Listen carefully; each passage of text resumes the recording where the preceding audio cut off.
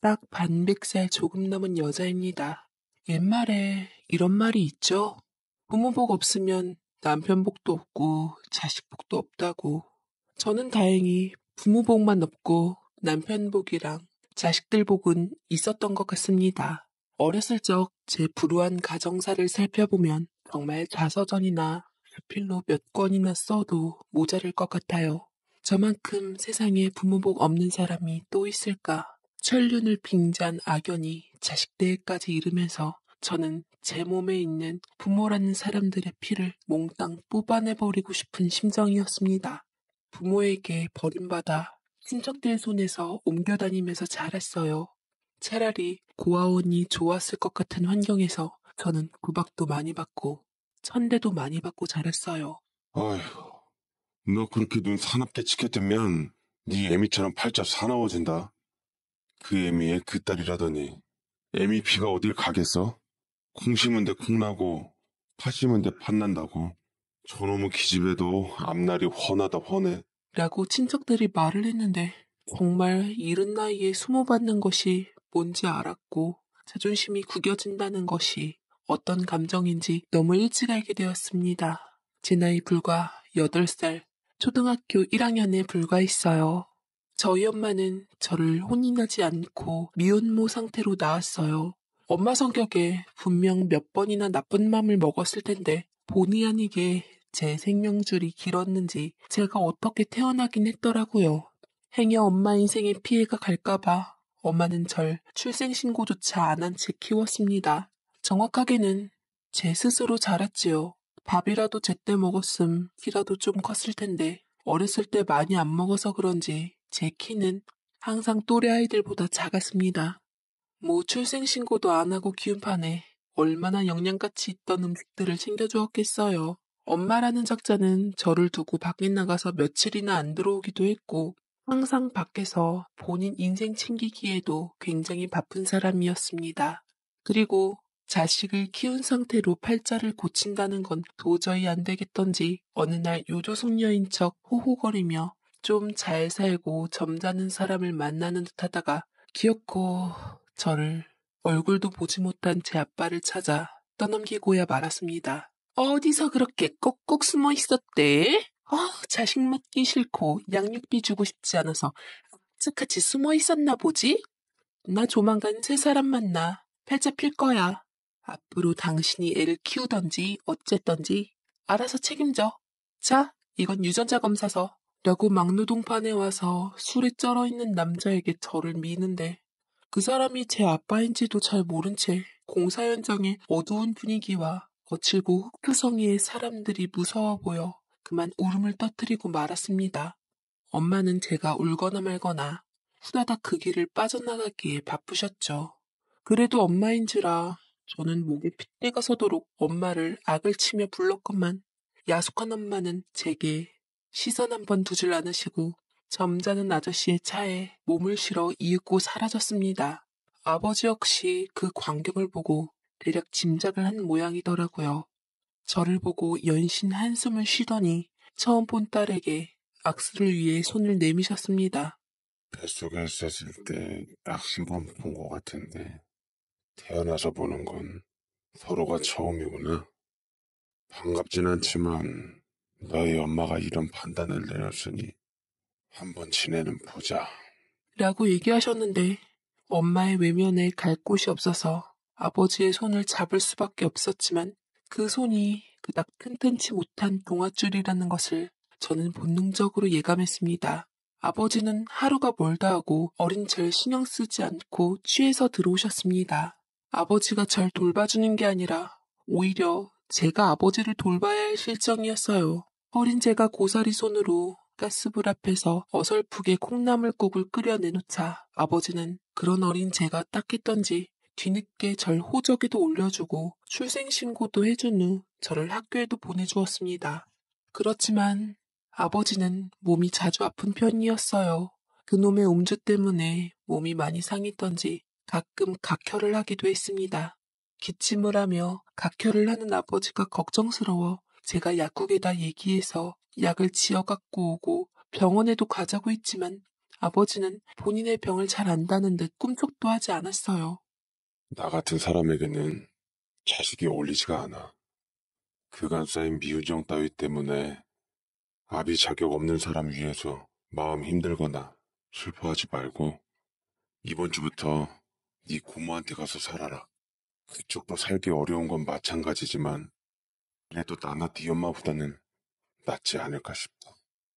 말 잘해놓을 테니 너무 겁내하지 말고 착하다 우리 사이. 라며 처음으로 저를 품 안에 안아주시고는 머리를 쓰담쓰담도 해주셨습니다. 그리고 이튿날 아버지는 힘든 얼굴로 고모네 집에 절 트럭에 실어서 보내주었어요.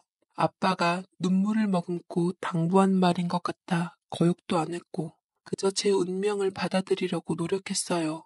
저는 초등학교 2학년 때 지방에서 경기도로 전학 가게 되었고 엄마에서 아빠, 아빠에서 고모 손으로 옮겨가게 되었습니다.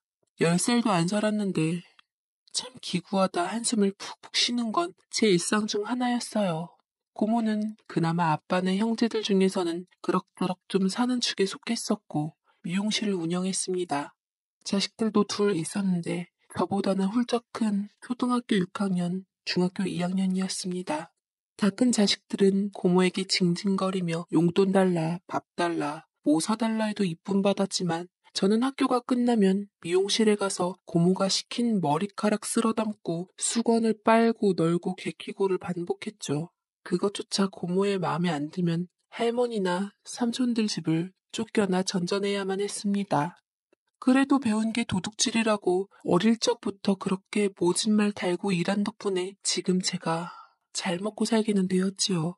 저는 고모 미용실에서 허드렛 일을 했고 중학교, 고등학교까지 갔을 때는 고모가 공짜로 직원 부리려고 제게 직접 머리 다루는 일을 전수해준 덕에 저는 살림 미천의 기술을 익히게 되었습니다. 그렇지. 커트는 그렇게 해야지 스타일이 사는 거야. 여기 아래 숱도 좀 더 치고 하면 훨씬 깔끔해 보이지? 자, 여기다 파마를 한번 말아보자. 저기 중화제며 재료 좀 갖고 와봐. 금 뜨지 말고 빨리빨리. 성격 급한 고모가 저 쉬는 꼴을 못 봐 인간적으로 심술궂고 못되게 제게 들어가는 것을 아까워했지만 그래도 손기술 하나만큼은 국내에서 최고봉으로 쳤기에 저는 그런 노하우들을 곁에서 익히게 되었죠. 그리고 고등학교 딱 졸업했는데 제 졸업을 축하하러 오는 사람은 아무도 없었습니다. 세 가정 있는 엄마는 당연히 감감무소식이고 아빠는 그 무렵 병상에 누워 있었으며 고모는 일하느라 바빴죠. 그래도 고모의 딸인 큰언니가 어떻게 제 졸업을 기억하고선 한참 지난 후에 공짜로 축하한다는 한마디는 해주더이다. 졸업한 후 저는 고모의 미용실에서 일을 했는데 그곳에서 어느 남자를 만나게 되었습니다. 몇 달 전부터 단골 손님이었는데 머리 자를 때가 안 됐는데도 하면 머리를 다듬으러 왔더라고요. 그리고 항상 저를 지목하며 제게 머리를 잘라달라고 했습니다. 고모 몰래 주머니 속에 팁도 종종 넣어주었죠. 그 남자가 고마워서 저는 배웅을 해드리며 말했습니다.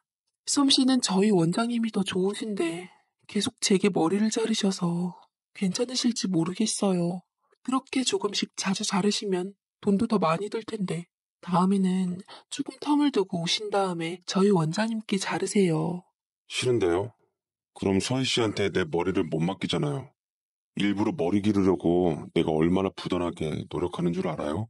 서희 씨 조금 더 자주 만날 수 있게 다음에는 더 짧게 잘라줘서 금방 지저분하게 보이게 해주세요. 아셨죠?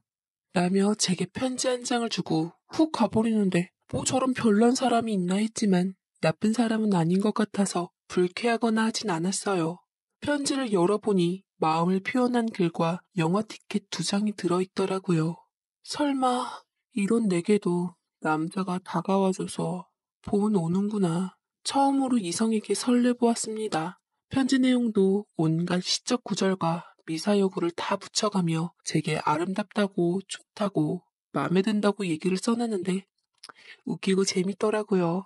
살면서 인생의 재미는 처음 느껴봤습니다. 마침 편지의 약속을 정한 날에 고모네 식구들이 가족여행으로 놀러 간다는 날이라 저는 부담 없이 그 사람과 약속한 데이트 장소에 나갔어요.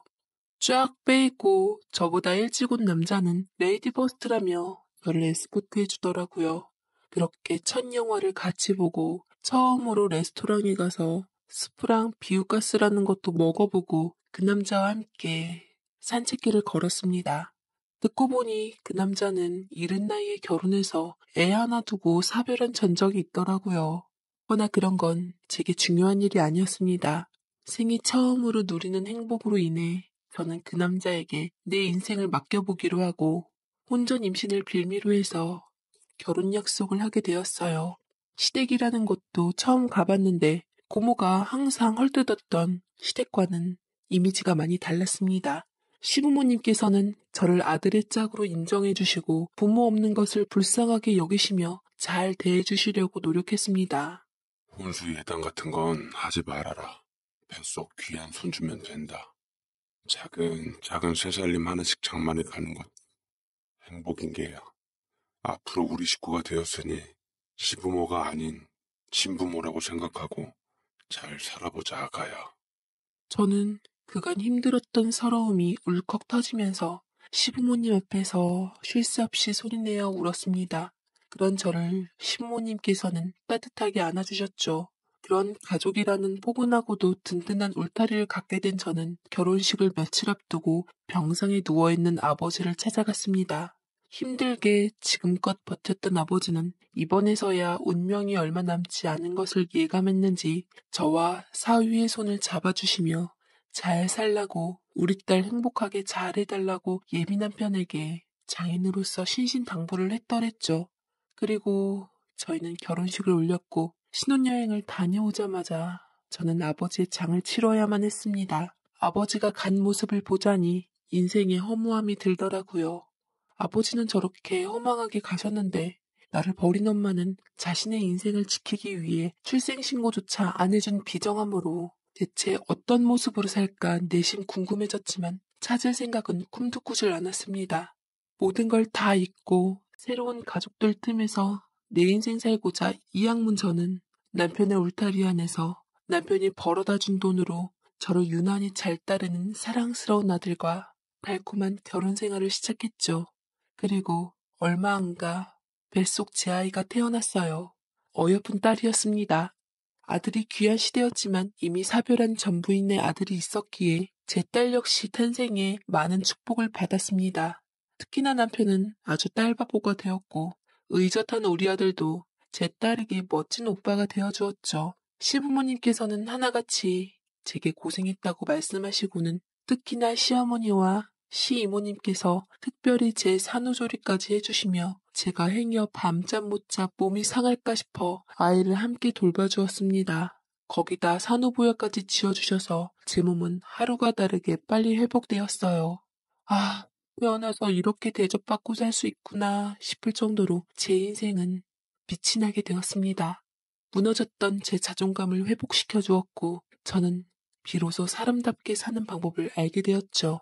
그래서 제 자식들에게만큼은 제가 받았던 사랑과 제가 못 받았던 아낌없는 사랑을 주고 부족함 없이 자라게 하고 싶었어요.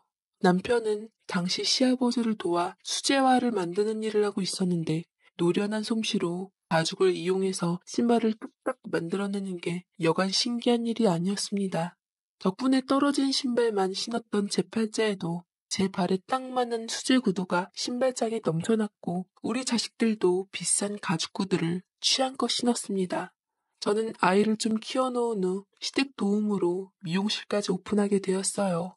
그리고 금방 자리 잡혀 어느새 저는 예전의 고모처럼 동네에서 머리 자라기로 손꼽는 미용사가 되었지요. 돈도 적잖이 벌었고 우리는 맞벌이를 해서 단칸방에서 시작해 그 당시 흔치 않았던 아파트까지 진입하게 되었어요. 미용실이 잘한다고 소문이 나기 시작하며 멀리서도 머리를 하기 위해 잘 나가는 사모님들이 가끔 들려주셨고 저는 그들에게 정보를 얻어 투자도 하고 나니 제가 미용실에서 번 돈은 우스워질 만큼 많은 투자 수익을 거두게 되었습니다. 정말 돈 때문에 여태껏 힘들게 산 세월이 무색할 만큼 돈을 쉽게 버니 허무하기도 하더라고요. 저는 돈을 가족들을 위해 쓰고 저축도 하며 알뜰하게 꾸려나갔어요. 더욱이 제가 못 배운 한이 많아 우리 자식들에게는 아낌없이 교육비로 투자했습니다. 그 결과 아들, 딸 둘 모두 잘 따라와줘서 우리나라 명문대 중 하나인 K대, Y대를 나란히 진학하게 되었어요. 둘 다 어학연 수다, 배낭여행이다. 원하는 건 다 보내주었더니 아들은 세상을 보는 견문도 넓어져 더 멋진 꿈을 꿀 수 있게 되었습니다. 그래서 그토록 원하는 기업에도 입사하게 되었죠. 그렇지만 너무 많은 공부와 경험에만 인생을 쏟았던지 제일 중요한 한 가지를 간과하게 되었습니다. 바로 사람을 보는 눈 말이죠.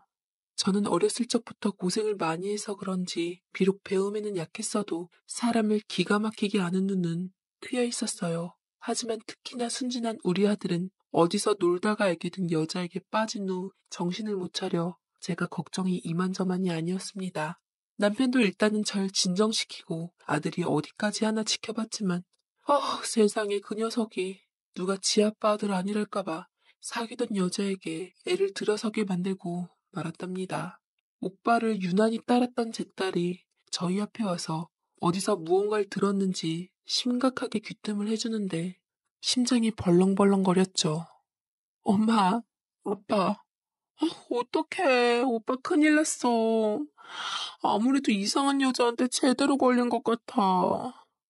백화점에서 오빠가 만나는 그 여자를 우연히 봤는데 그 여자 엄마처럼 보이는 할머니랑 그 여자랑 팔짱 끼면서 남자 한 명 공잡았다고 팔자 고쳤다고 명품들을 막 쓸어 담더라고. 그거 우리 오빠 얘기하는 것 같아. 이걸 어쩌면 좋아. 엄마, 오빠 정말 그 여자랑 결혼 허락해줄 거야? 딸의 우려스런 생생한 증언 아래 남편과 저는 안 되겠다 싶어 아들을 세워 난리를 피웠고 뒤늦게서야 소가리를 앓던 아들의 입장을 들어보니 덫에 제대로 물려버리고 말았더군요. 비겁한 말이라고 생각하겠지만 술 먹고 나느라 기억조차 잘 나질 않는다고 했습니다.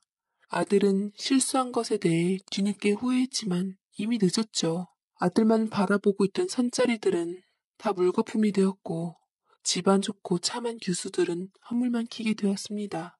저희 역시 오랜 고민 끝에 울며 겨자 먹기로 아들의 결혼을 받아들일 수밖에 없었지요. 근데 정말이지 며느리감 되라이에 첫 만남부터 기가 막힌 나머지 결정을 다시 재고하지 않을 수가 없더라고요. 처음에는 조신한 모습으로 정체를 잘 숨기다 어디서 저희가 지를 반대했다는 얘기를 들었던지 느닷없이 잔뜩 술에 취해가지고서 저희 앞에 과감한 모습을 드러냈는데 남편은 거의 넘어가기 일보 직전이었어요. 임산부인 것을 알고 있던 저희들은 며느리의 죽기 어린 모습에 벙치고 말았습니다. 어머님, 아버님, 두 분이 그렇게 잘나셨어요? 좀 살면 임신한 며느리 들어오기도 전에 구박해도 되는 거냐고요. 아들 인류대 보내고 잘 키운 게 다대장사하려고 그러신 거예요? 말 좀 해보시라고요. 네? 진짜 노인네들 귀가 어두운가? 왜 자꾸 사람 말을 무시해? 왜? 나도 예전엔 잘 살았다고. 거기다 상식 없는 오만방자함에 예의범절이라고는 밥 말아먹은 아이였죠. 그 순간 저는 결심을 할 수밖에 없었습니다. 이거야 도저히 안 되겠다 싶었죠.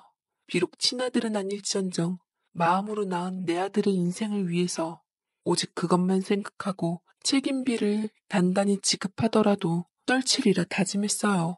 이혼보다는 파혼이 낫잖아요.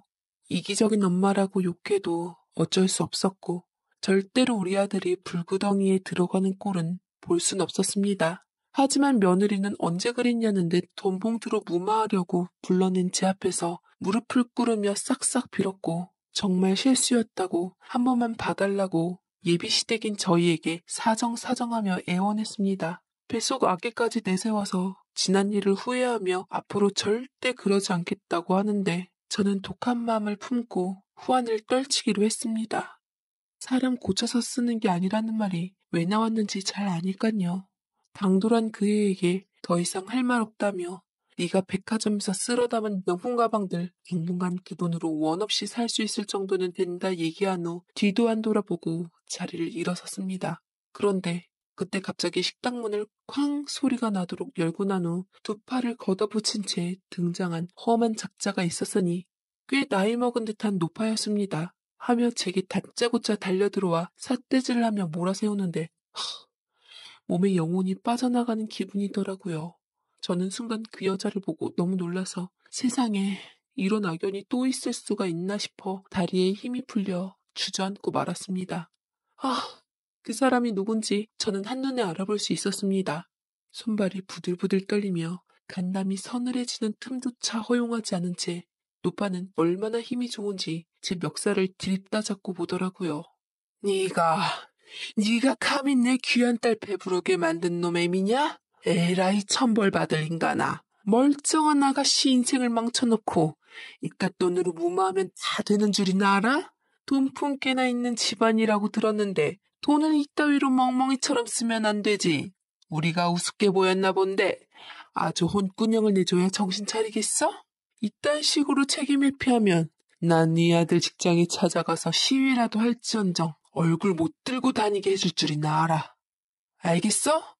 라고 제 눈을 마주치시며 막말과 욕설을 해대는데 도저히 그 노파한테서 눈을 뗄 수가 없었습니다. 네, 거진 30년 만에 만났지만 제가 어떻게 그 사람을 잊을 수 있겠어요. 사랑과 미움을 동시에 지니게끔 했던 그녀. 그 사람은 다름 아닌 바로 30여 년 전에 아버지에게 절 버리고 다른 사람하고 재혼한 제 친엄마가 분명했습니다. 혹시나 몰라 엄한 타이밍에 이름도 물어봤더니만 그 여자는 제가 자기의 이름을 알거나 말거나 어떻게든 자기 딸이랑 우리 아들과 결혼시킬 목적만 있는 사람 같았습니다. 그 아이는 지 엄마가 그러는 걸 말리는 신용조차 안 하더라고요. 과연 그 여자 빛을 타왔습니다. 세월이 그토록 흘렀건만 백발과 주름진 얼굴을 빼면 탐욕스러운 눈빛, 매정한 말씨와 배어있는 욕설, 무례함, 누굴 닮아서 그 아이가 예의를 밥 말아 먹었나 싶었더니만 바로 그 여자의 딸, 제 친어머니의 딸이었기 때문에 그랬던 겁니다. 아들의 며느리감이라고 생각한 그 아이는 사실 제 친이부동생이었던 거죠. 이 결혼은 어차피 될 수가 없었습니다. 비록 내가 엄마의 호적에 오른 적도 없다고 한들, 내 아들이 비록 내 핏줄이 아니라고 한들, 그 아이와 내가 엄마의 뱃속에서 품다 태어난 친딸들로서 이부자매의 사이라는 것은 하늘이 알고 땅이 아는 명백한 사실이었으니깐요. 사정이 어쨌든 둘 다 피가 안 섞인 상태라고 해도 제 이부자매인 이모와 제 의붓아들인 조카가 결혼할 순 없는 거잖아요. 추정해보자면 이부동생 나이가 20대 후반이었고 엄마 나이가 70대라고 생각한다면 엄마는 40대 늦은 나이에 임신해서 애를 낳은 것 같더라고요.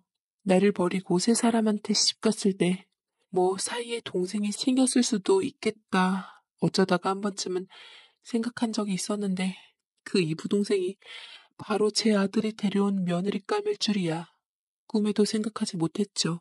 한 가지 다행인 건 엄마가 날 7살 때 버린 탓에 그녀는 절 알아보지 못한 것 같았어요. 뒤늦게 정신을 차리고 엄마에게 붙잡힌 멱살을 억지로 떼내고는 돈봉투만을 남긴 채 밖으로 뛰어나갔습니다. 그리고서 행여나 우리 아들한테 피해가 갈까봐 노심초사한 마음으로 불안하게 집안을 서성였어요. 남편이 퇴근하고 오자 제 심하게 떨어진 손톱을 보며 그는 놀랐습니다. 저는 남편 앞에서 한없이 무너지는 모습을 보이며 제가 겪었던 일들에 대해 숨기지 않고 모든 것을 얘기했어요. 그래야만 어떻게든 의논이 되고 해결이 날 것만 같았습니다. 제 말을 듣고 남편 역시 경악을 금치 못했고 한동안 제 앞에서 말이 없더라고요. 저는 억장이 무너지는 심정에 엉엉 소리내어 울었고 남편은 저를 위로해주다가 조심스럽게 뱉었습니다. 우리 이렇게 모른 척하지 말고 직접 당신 어머니, 아니 장모님께 찾아가서 모든 걸 밝히고 얘기를 드려보자. 당신도 그간 말은 안 했지만 친정 어머니 많이 그리울 법도 할 거라고 생각이 들었어. 그래도 천륜으로 맺어진 부모 자식간인데 어떻게 처제가 우리 아들이랑 얽혀서 이렇게 만난 것도 나는 다 당신과 장모님을 위한 인연이라고 생각해. 돌이킬 수 없는 일을 막으려면 무조건 솔직하게 말하고 양해를 구하는 게 맞다고 봐. 안 돼. 당신은 아직도 우리 엄마가 얼마나 비상식적이고 아나무인인 사람인지 모르겠어? 그 애만 보더라도 알 수가 있잖아. 엄마라고 부르고 싶지도 않아. 나한테는 없는 사람이라고. 어렸을 적 내가 그 사람한테 힘들게 짐덩어리 취급받은 걸 생각하면 나 아직도 가슴이 아파. 그 사람 나타나서 하는 모습 보니 어린 날에 나한테 더 미안해. 우리 아들도 그 여자 딸 싫다고 했잖아. 당신은 거북하지도 않아? 아들 생각은 안 해? 이제 와서 엄마와 다시 만난 인연으로 엮인들 이부 동생이 아들의 아이까지 가진 마당에 어떻게 얼굴 보며 살 수 있겠냐고.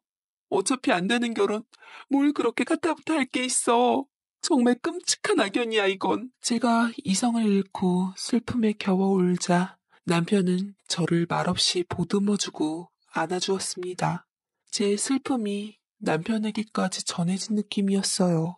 하지만 남편은 그냥 무작정 결혼을 반대하다가는 아들에게 해코지를 할 수 있으니 제 뜻이 정 그러면 안 볼 생각하고 되도록 좋게 마무리 짓자고 했습니다. 하기사 조금 진정하고 생각하니 어찌 보면 미친 개한테는 매보다는 약이 더 낫겠다 싶었어요.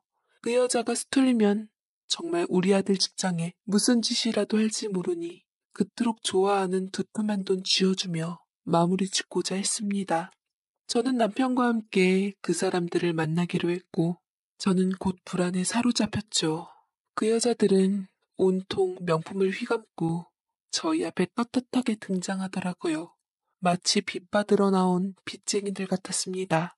남편이 엄마에게 허리 굽혀 인사드리고 차를 정중하게 들이자 무슨 대단한 위치인 양 거들먹거리는 게 그 모습조차 꼴보기 싫더라고요. 저는 욱 감정이 올라와 미리 찾아놓은 두툼한 돈 봉투를 앞에 던지고는 가시돋친 말로 공격적이게 말했습니다. 이거 가져가서 실컷 쳐드시고 좋은 말 할 때 우리 애 놔줘요. 솔직히 당신 딸 뱃속아이 우리 아들 아이라는 증거 있어? 우리 아들 아무것도 기억 안 난다고 있어. 걔가 그렇게 책임 회피하는 아이가 아닌데 지금이라도 조용히 물러서면 당신 딸이 엄하게 우리 아들 발목 잡은 거 다 눈 감아 줄 테니까 나중에 애기 태어나면서부터 큰일 치르고 싶지 않으면 돈 받고 가요. 그러자 기막힌 듯 엄마는 순간 이부 동생이랑 쭈삣거리긴 하더라고요. 엄마의 한쪽 눈이 가늘게 떨렸습니다. 이상하게 30년이나 흘렀는데도 엄마가 당황했을 때 하는 버릇 같던 게 왜 기억이 나는지 모르겠어요. 엄마는 당황스러우면 한쪽 눈을 가늘게 떠는 버릇이 있었어요. 지금도 그 버릇을 갖고 있었습니다. 엄마는 이부 동생의 손을 꼭 잡으며 어디 한번 해볼 테면 해봐라. 이건 엄연히 혼인을 빙자해서 우리의 신세를 망치게 한 거다. 회사에 가서 드러누울 거라며 생떼를 썼지만 저는 어디 한번 해보라고 했습니다. 내 미용실 손님 중에 변호사 사모님 계시고 검사 사모님도 계신다. 내가 입만 뻥긋하면 당신 딸 사기 결혼 혐의나 협박으로 콩밥 먹여서 전과자 만들 거라고도 눈치껏뜨고 말했어요. 그리고 최후의 애교까지 가했죠. 나 제 애기 낳자마자 유전자 검사 바로 진행할 거고 만약 우리 아들이랑 유전자 검사 안 맞으면 과거 행실 낱낱이 조사해서 인터넷에 올린 후 대한민국에서 얼굴 못 들게 해줄 거예요. 뭐라고? 뭐 이런 여자가 다 있어? 야, 너 지금 우리 딸한테 뭐 하자는 건데? 네 아들 앞길을 아주 애미가 망치려고 작정을 했구나. 오냐, 좋다. 너, 나 민숙자가 누군지 잘 모르는 모양인데 어디 할 때까지 해보자. 내가 어떤 사람인지, 내 딸 건드리면 무슨 짓으로 안갚음을 받는지 내 똑히 일러줄 거야. 당신이 잘못 안 뉘우치고 만약 날 더 수틀리게 하면 당신의 과거까지 틀릴 줄 알아요. 당신이 30년 전 미혼모로서 아기 낳고 그 딸 출생신고조차 안 해준 채 방치하다시피 7년 동안 키우다 아버지한테 버리고 딴 남자랑 재혼했다고. 그리고 나중엔 그 재혼한 남자 사이에서 낳은 딸을 30년이 지난 후 버린 딸의 아들과 사기 결혼시키려 한다고 다 공개해서 당신 모녀 우리나라 자체에서 발 못 붙이게 할 거라고요.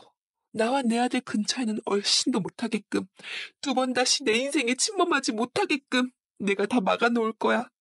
절대 당신 용서 못할 거라고. 라고 악에 받쳐 소리치는데 대체 그런 소리를 하는데 눈물까지 왜 나왔는지 모르겠어요.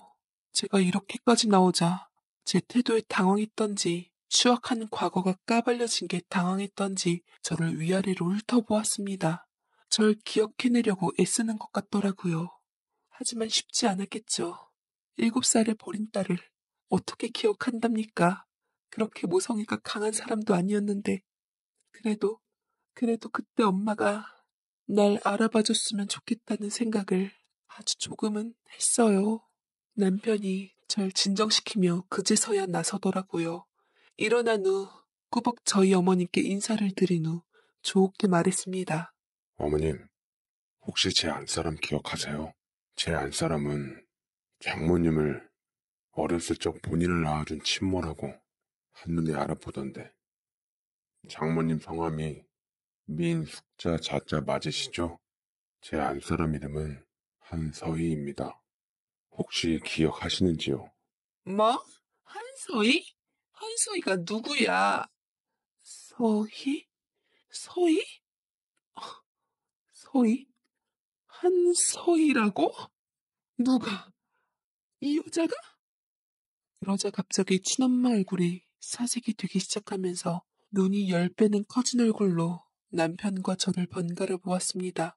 그리고 제게 시선을 고정하더라고요. 가물가물한 듯한 얼굴이었지만 묻어버린 기억 한 조각의 불씨가 살아난 듯 제 얼굴이 기억이 났는지 본인의 다무러진 입을 막아버렸습니다. 옆에 이부동생은 자기 어머니가 왜 사색이 됐는지도 모른 채 저와 지엄마를 얼뜨기처럼 보고는 왜 그러냐고 묻기만 했어요.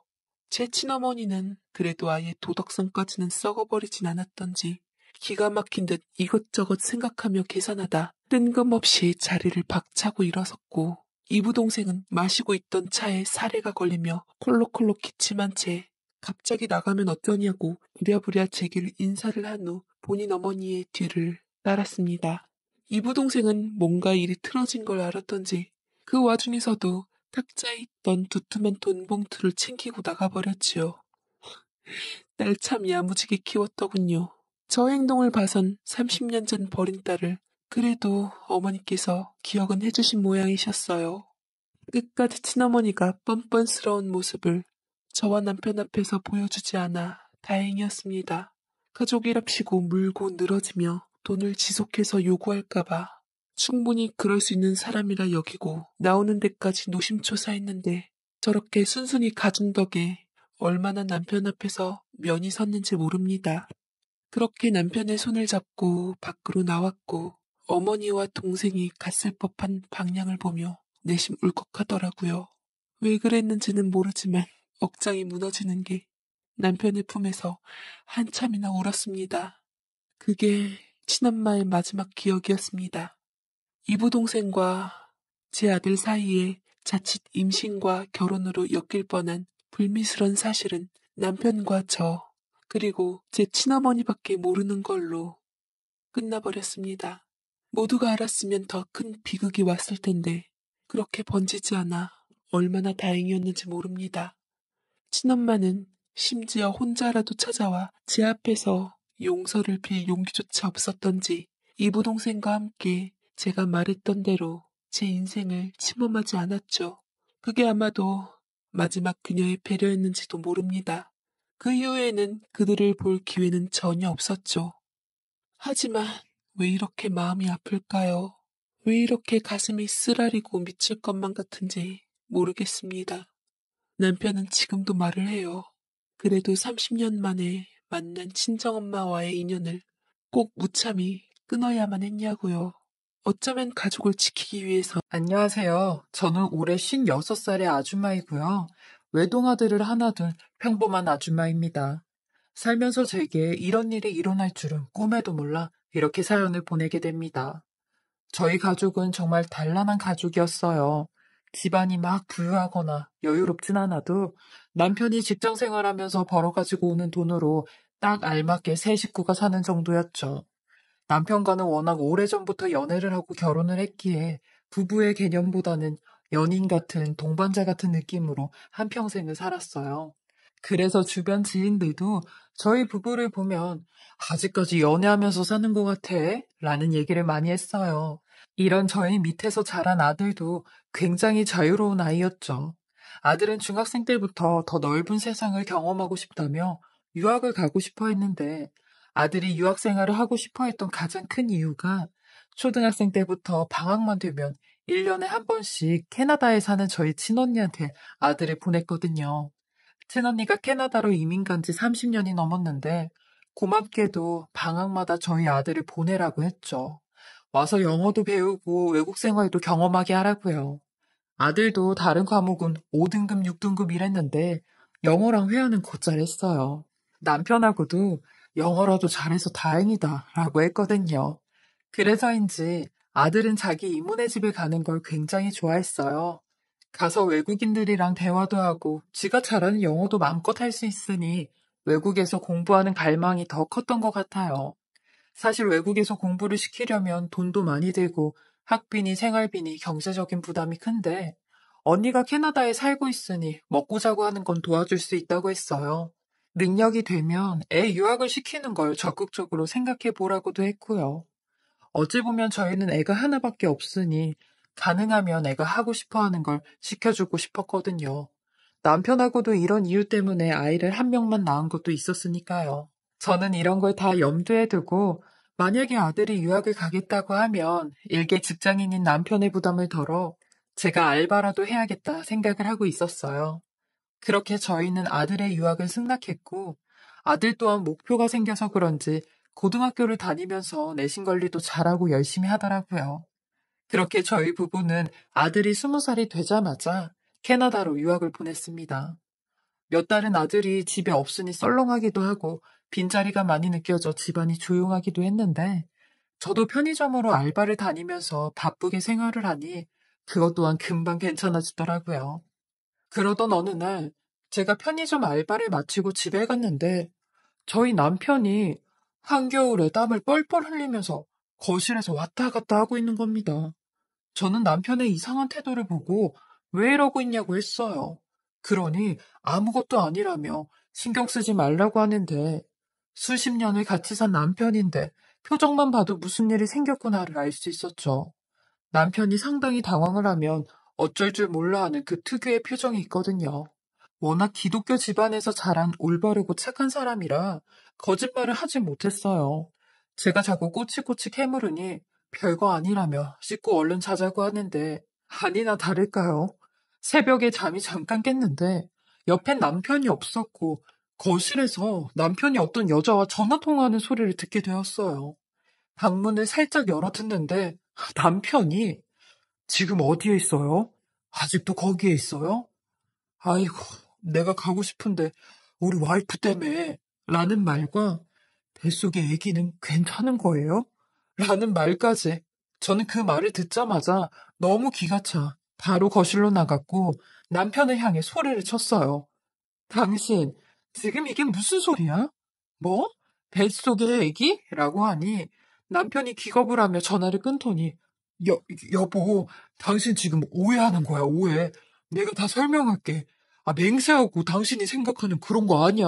라고 하는데 저는 전화를 빼서 지금 전화 건 사람한테 다시 전화를 걸라고 했어요. 그러니 일단 자기 얘기부터 들어보라고 하는데 남편이 하는 말을 듣고는 또 한 번 기가 찼어요.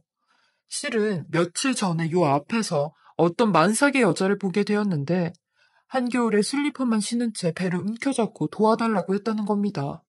근데 그 여자의 얼굴을 본 순간 남편이 기겁을 하고 말았대요. 얼굴 한쪽은 완전히 삐뚤어져 있었고 눈과 입은 늘어져 있었으며 말도 제대로 하진 못했다는데 안면마비 증상이 있는 것 같았대요. 남편은 도대체 무슨 일이냐고 자초지종을 물어보니 그 여자는 자기가 임신 중에 안면마비가 왔는데 돈이 없어 지금 병원도 못 가고 있다는 걸 남편이 저희 집 지하실에 그 여자를 데려다 놓았다는 겁니다. 저는 그 말에 남편의 팔을 찰싹찰싹 때리며 당신 미쳤냐고 했어요. 아니 걔가 누군 줄 알고 무턱대고 도와준다고 해? 행여나 당신이랑 내가 지한테 뭔 짓 했다고 신고라도 하면 어쩔 거야 라며 난리를 쳤죠. 제 성격이 워낙 경계심도 많고 조심성도 많아서 웬만하면 제가 총대 메고 뭘 추진하진 않거든요. 근데 남편은 저랑 성격이 완전 정반대예요. 그래서 저런 걸 보면 그냥 지나치질 않죠. 그래서 속 터지는 일이 몇 번씩 있었는데 이번엔 너무하다 했어요. 그러니 남편은 아니 이 추운 겨울날 밖에서 저러고 있는 사람을 그냥 두고 올 수가 있어야지. 아이 그리고 이렇게 도와준 사람한테 신고를 하겠어? 당신은 왜 그렇게 사람이 메말라 있는지 몰라. 라고 하는데 왜 이상한 촉 있잖아요. 혹시 저 인간이 나 몰래 밖에서 애를 배워가지고 와선 저렇게 거짓말을 하는 건 아닌가? 라는 생각까지 들었죠. 남편은 아주 억울하다는 표정으로 지하실에 같이 내려가 보자고 했어요. 가면 다 안다고요. 저는 알겠다면 남편을 따라갔고 지하실에 가니 웬 어리디 어린 애가 한 명 누워있는 겁니다. 딱 봐도 한 17, 18살밖에 안 되는 아이 같았어요. 분명 남편이 말했을 땐 20살 초반 같다고 했는데 말이죠. 저는 일단 그 지하실 골방에서 애를 데리고 나와 따뜻한 걸 주며 어떻게 된 거냐고 물어봤어요. 그러니 그 애는 대성통곡을 하며 자기 얘기를 하기 시작하는데 담배를 한 대 피워도 되냐고 하는 겁니다. 만삭인 임산부가 담배라니 보나마나 뻔하겠구나라는 생각이 들었어요. 남편은 그런 애를 달래가며 여기서는 안 된다고 하는데 저는 그런 남편을 있는 대로 째려봤어요. 어디 밖에서 이상한 애를 데리고 들어와선 쩔쩔매며 어르고 달래는지 시간을 보니 새벽 4시였는데 신경질이 나더라고요. 그 애는 제가요 16살의 고등학생 오빠를 만나서 임신이 됐거든요. 근데 그 오빠가 저 임신했다는 얘기 듣고 같이 살자고 고시원까지 얻어놔선 같이 살았었는데 제가 애 낳을 때가 되니까 이 오빠가 저를 버리고 도망을 간 거 있죠? 저는 부모도 없어서 갈 곳도 없고 돈도 없어서 거기서 살 수도 없어서 찜질방이랑 노숙하다가 이렇게 아무 집 앞이나 앉아 있었던 거예요. 라며 임신했을 때 본인 남자친구랑 같이 찍은 핸드폰 사진을 수십 장 보여주며 이렇게 생겼으니까 혹시라도 어디서 보게 된다면 자기한테 연락 좀 달라고 하더라고요. 그 말에 남편에 대한 의심은 가셨는데 이제는 남편이 아차 싶은 표정을 짓더라고요. 17살짜리 애를 대체 어떻게 해야 되나 싶었거든요. 저는 그 애한테 얼굴은 왜 그렇게 마비가 온 거냐고 물어봤어요. 그러니 오빠가 저를 버리고 간 뒤로 이렇게 됐어요. 산부인과 가서 물어봤는데 원인은 모른대요. 그래서 맘카페에다 물어봤더니 한의원 가서 침 맞고 약 먹으라고 하는데 제가 돈이 어딨냐고요. 애 아빠 놈은 애 태어날 때 되니까 도망이나 가고 나한테는 이런 문신이나 즐겨놓고 라며 바지를 걷어 무릎 위쪽 허벅지에 있는 문신을 보여주는데 남편은 고개를 돌렸고 저는 보긴 봤는데 알았으니까 바지를 내리라고 했어요. 그리고 일단은 늦었으니까 이 애를 아들방에 재웠고 저나 남편이나 그날 한숨도 자질 못했어요. 남편은 제 눈치만 보며 여보 미안해. 저 애는 내가 어떻게든 나가라고 할게. 교회 목사님한테 물어봐서 혹시 교회에서 운영하는 미혼모 시설이 있는지 그런 것도 좀 알아보고 라는데 제발 시키지 않은 짓은 하지 좀 말라고 그랬어요. 그렇게 남편은 출근을 하고 저는 그 애가 일어날 때까지 기다리고 있었어요. 그러다 점심때쯤 남편한테 연락이 왔는데 다행히 미혼모 시설을 알아두었다며 자립이 가능해질 때까지 보호를 받을 수 있다고 했대요. 저는 그 애가 일어나면 이야기를 좀 해야겠다 싶었어요. 그러던 찰나 제가 일하는 편의점 점장님이 연락이 와선 주문표에 문제가 생겼는데 잠깐 확인할 게 있으니 들리라며 10분 정도면 된다고 하더라고요. 편의점이야 집 앞이니 가는데 5분 정도밖에 안 걸렸거든요. 저는 금방 다녀와야겠다는 생각을 하고 그 애가 있는 방을 살짝 열어보았어요. 그러니 아주 늘어져라 자고 있더라고요. 그래서 대충 옷을 입고 후다닥 갔다 와야겠다 생각을 했죠. 한 10여 분 정도 점장이랑 얘기를 하고 집에 들어갔는데 세상에 현관문이 열려진 채로 집이 난장판이 된 겁니다. 거실장 서랍들은 죄다 열려 있었고 안방의 장롱들은 이불부터 옷까지 싹 다 나와져 있었는데 저는 곧바로 아들 방에 있는 그 여자애를 찾았고 역시나 아들 방도 초토화가 돼 있는 상태로 그 여자애는 보이지 않았죠. 저희 집에 돈 될 만한 물건들을 죄다 가지고 도망을 간 겁니다. 얼마나 어이가 없고 허무한지 이게 은혜도 모르고 어떻게 이런 짓을 할 수가 있나 싶었죠. 남편에게 전화를 해 집이 난리가 났다며 걔는 도망갔다고 이거 경찰에 신고를 해야 되는 거 아니냐고 했어요. 근데 남편은 집도절도 없는 애가 임신까지 했는데 그냥 내버려 두자 라고 하더라고요. 불쌍하다면서요. 이게 벌써 10년 전 일인데 10년이 지나 이 여자애를 다시 만나게 되었습니다. 7년 전에 저희 남편은 폐암으로 세상을 떠나게 되었는데요. 저는 남편이 더 이상 내 옆에 없다는 심적인 우울감으로 남편과 함께했던 모든 추억이 있는 한국에서의 생활이 하기 힘들어졌고 친언니가 사는 캐나다로 이민을 가게 되었어요. 지금 현재도 캐나다에서 사는데요. 저희 아들은 저와는 정반대로 캐나다 유학을 마치자마자 한국으로 돌아와 한국에서 직장을 다니기 시작했어요. 아들이 다시 오니 바통 터치라도 하듯 제가 한국을 떠나게 된 거죠. 그렇게 아들과는 1년에 한 번씩 얼굴을 보며 전화나 영상통화로 연락을 하곤 했는데 그러던 작년 아들이 여자친구와 결혼을 하겠다고 하는 겁니다. 아들로부터 여자친구가 있다는 건 알았었는데 그 여자와 결혼을 하겠다며 인사를 시켜드린다고 했죠. 아들은 30살밖에 되지 않았는데 혼자서 외롭게 생활을 하고 있으니 일찍 결혼을 해서 아이도 많이 낳고 빨리 가정을 꾸리고 싶다고 했어요. 그것도 이해가 되는 게 아들이 외동이고 저까지 곁에 없으니 얼마나 외롭겠나 싶은 생각이 들었어요. 엄마로서 마음이 짠했죠. 저는 아들한테 익히 여자친구의 얘기를 많이 들었었는데 그렇게 헌신적이고 잘한다고 하더라고요. 아들이 자기 여자친구 사진을 보내주며 얼굴도 이쁜데 마음씨도 참 곱다고 했죠. 저도 전화통화로 몇 번 통화를 했었는데 말도 이쁘게 하고 예의도 바른 것 같았어요. 딸만 둘인 집에서 자라 엄청 엄하게 컸다고 하더라고요. 저는 알겠다며 내가 한국에 들어갈 테니 한번 만나자고 했고 친정 오빠네서 하루 정도 있다가 아들이 예약해놓은 식당에서 그 둘을 만나게 되었습니다. 예약된 룸으로 안내를 받으며 들어갔는데 아들과 아들 여자친구가 먼저 와 있었고 1년 반 만에 만난 아들과 인사를 나눈 뒤 아들의 여자친구를 봤어요. 아들이 몇 번 보내준 사진과 똑같은 얼굴이었죠. 그리고 식사를 하며 아들 여자친구의 얼굴을 보는데 느낌이 좀 익숙한 느낌이 계속 들었어요. 어디서 만난 것 같기도 하고 그래서 아들 여자친구에게 우리 어디서 만난 사이는 아니죠?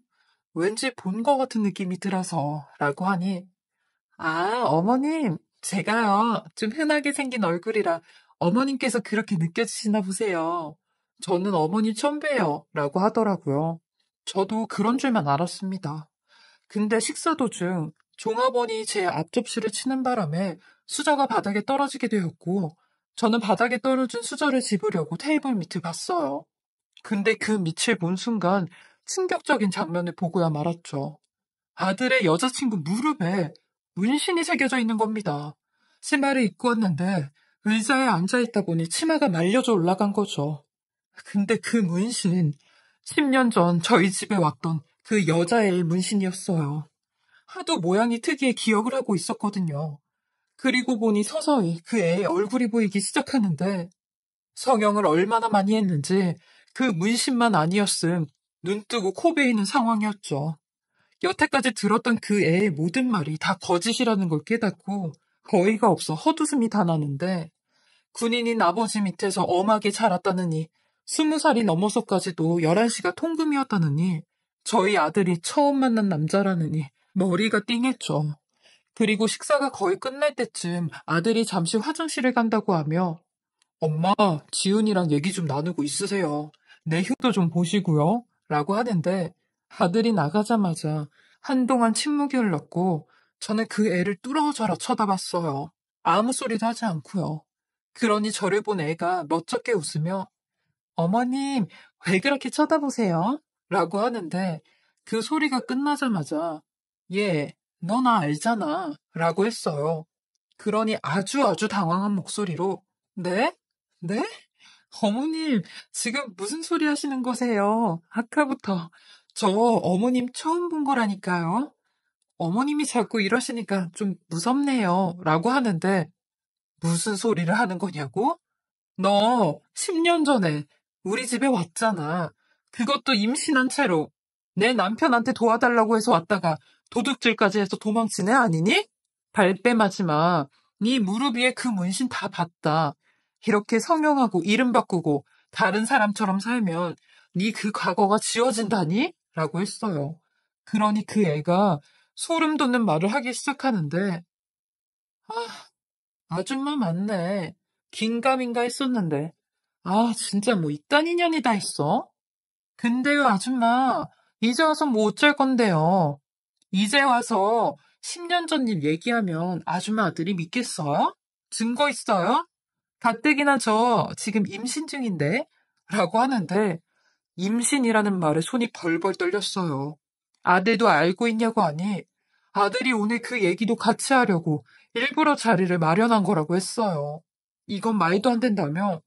너 어디서 또 다른 남자애 배워가지고 와선 우리 아들 애라고 하는 거지 지금? 이라며 소리를 지르고 있는데 하필이면 그때 아들이 제 소리를 듣고 문을 벌컥 열어 지금 무슨 소리 하시는 거냐고 고함을 지르는 겁니다.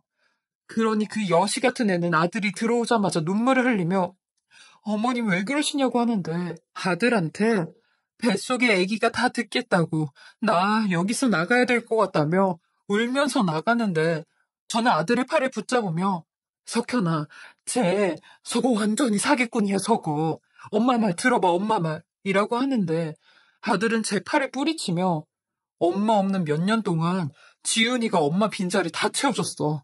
엄마는 그런 말할 자격 없어. 그리고 내 애를 임신한 여자야. 그건 엄마가 건들면 안 되지. 라며 자리를 박차고 나가는데 그 짧은 순간에 왜 입이 안 떨어져 아들에게 상황 설명도 못하고 저 애의 과거 얘기도 못했어요. 그렇게 저는 아무 말도 못한 채 오빠네 집에 돌아오는데 돌아가는 길에도 아들에게 수십 통의 전화를 했는데 받질 않았죠. 제가 오빠네 집에 돌아와 이 얘기를 올케 언니랑 조카에게 하니 조카가 인터넷으로 임신 중 태아 친자 확인 검사에 대해 알아보았어요. 근데 절망스럽게도 한국에서 검사를 진행하는 건 불법이라고 하는 겁니다. 근데 한 가지 다행인 게 외국에서 하는 검사는 가능하다고 했어요. 그러니 저희 조카가 저 대신 인터넷으로 해외 유전자 검사 업체를 알아보았고 일본에서 하는 유일의 검사 기관을 알아내게 되었죠. 일단 한국 자사연구소에서 8주 이상 된 산모의 혈액과 남자의 구내 상피를 채취해 검사만 일본 연구소로 보내서 결과를 알 수 있는 기관이었어요. 당연히 일반 친자 검사보다 가격이 8배나 비쌌는데 지금 돈이 문제가 아니었죠. 저는 아들에게 문자를 해 당장 친자 검사 해보자고 했어요. 그러니 아들이 노발대발 전화가 와선 엄마 진짜 미친 것 같아. 아니 지훈이한테 왜 그래? 그냥 맘에 안 들면 맘에 안 든다고 해. 왜 엄만 착한 사람을 잡냐고 라고 하더라고요. 그 여시 같은 것이 아들에게 또 무슨 말을 했는지 저는 아들에게 그 애의 문신 얘기를 꺼냈고 아주 자세하게 모양 설명을 하며 10년 전 얘기도 같이 했어요. 그 문신이 10년 전 걔가 임신했었던 애 아빠가 해준 거란다. 이 엄마가 아들 잘못되라고 거짓말을 하겠니? 그러니까 엄마 말 들어. 내 빈자리 채워줬다고 해도 나는 네 엄마야 라고 했죠. 그러니 아들도 한동안 침묵으로 일관하더니 알겠다고 하더라고요. 그 문신도 아들한테는 자기 엄마가 돌아가시면서 남긴 문신이라고 그랬대요. 어이가 없었죠. 아들은 그 애한테 친자검사 얘기를 했고 지는 당당하다며 만약에 이 애가 아들애면 법적으로 소송할 거라고 큰 소리를 쳤대요. 그렇게 어렵사리 그 애의 혈액을 채취하고 아들의 머리카락과 칫솔을 검사기관에 보냈는데 결과는 단 5일 만에 나온다고 했어요. 저는 그 5일이 아주 지옥과도 같았죠. 하루하루 피가 말라 잠도 자지 못하고 밥도 먹지 못하며 검사 결과만 기다렸어요. 그리고 받게 된 검사 결과에 다리가 다 풀려 주저앉고 말았어요. 검사 결과는 99.999% 친자 불일치로 나왔습니다. 심장이 발끝까지 덜컹하고 내려갔다 올라온 기분이었어요. 아들도 그걸 보고는 제 앞에서 죄송하다며 엉엉거리고 우는데 저도 이렇게라도 진실을 알게 되어 너무 다행이라며 같이 울었네요. 그리고 검사 결과가 나온 그날 그 애는 10년 전 그날처럼 소리 소문 없이 잠수를 타게 되었고 연락조차 되지 않았어요. 맘 같으면 사기로 고소라도 하고 싶었는데 알아보니 이런 문제는 사기라고 주장하는 원인에 대해 재판부가 판단을 할 때 인정이 되지 않을 수도 있다고 하더라고요. 그리고 더 맘 같으면 인적 사항이랑 사진이라도 올려서 다들 이 여자 조심하시라고 하고 싶었죠. 이 일이 있고 난 후로 저는 다시 캐나다로 돌아갔지만 아들은 한동안 충격을 받아 많이 힘들어했어요. 그리고 지금은 비혼주의자가 되었고 평생 혼자 독신으로 살겠다고 하더라고요. 이런 아들에게 위로라곤 엄마가 너를 그렇게 만든 것 같아서 미안하다 라는 말뿐이었죠. 그러니 아들 또한 제게 엄마가 왜 미안하냐며 되려 감사하다고 하더라고요. 그러면서 하늘에 있는 아빠 얘기를 했는데 엄마, 마치 아빠가 날 구해준 것 같아 라고 했죠.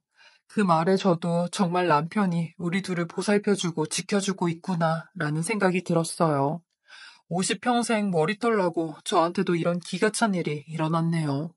저처럼 자식이 있는 분들이 사연을 많이 들으시는 것 같은데 다들 자녀분들 시집장가 보내실 때 잘 알아보시고 보내셨으면 하는 마음에 이렇게 사연을 보내봅니다. 제 이야기 들어주시고 읽어주셔서 감사하고요.